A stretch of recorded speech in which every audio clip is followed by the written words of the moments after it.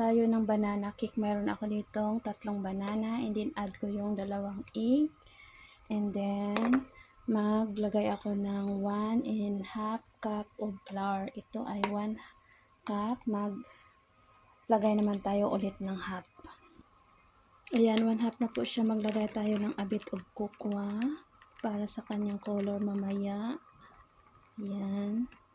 I think around of 1/8. Maglagay po tayo ng a bit of salt. And then, 3/4 of brown sugar. Dahil hindi po tayo gagawa ng pinash katamis. And then, maglagay po tayo ng 1/2 cup of milk. Ayan, milk. I-mash lang po natin siya gamit yung ating tinidor. Ayan.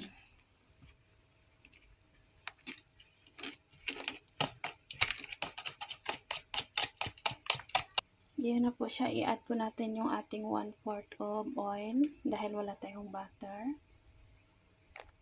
Isip po natin yung ating cocoa and flour. Nag-add po ako ng baking soda 1 teaspoon. Gaya din po ako ng baking powder 1/2 teaspoon.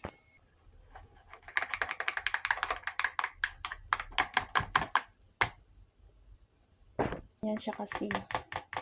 Kaya need siya isip. Ayan na po. Slowly na po natin siyang mix.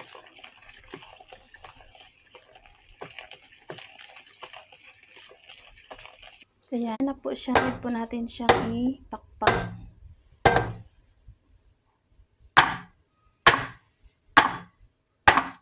Ayan.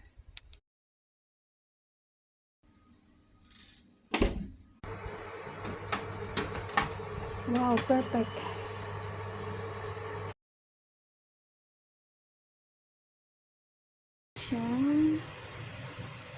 Yan, luto na siya dahil hindi siya nag-stick sa ating chops toothpick.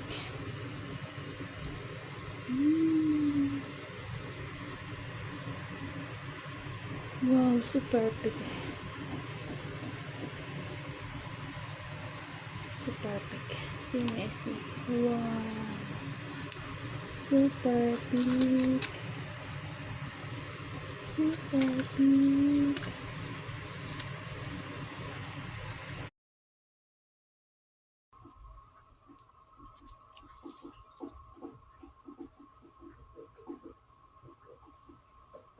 Ating chocolate banana cupcake.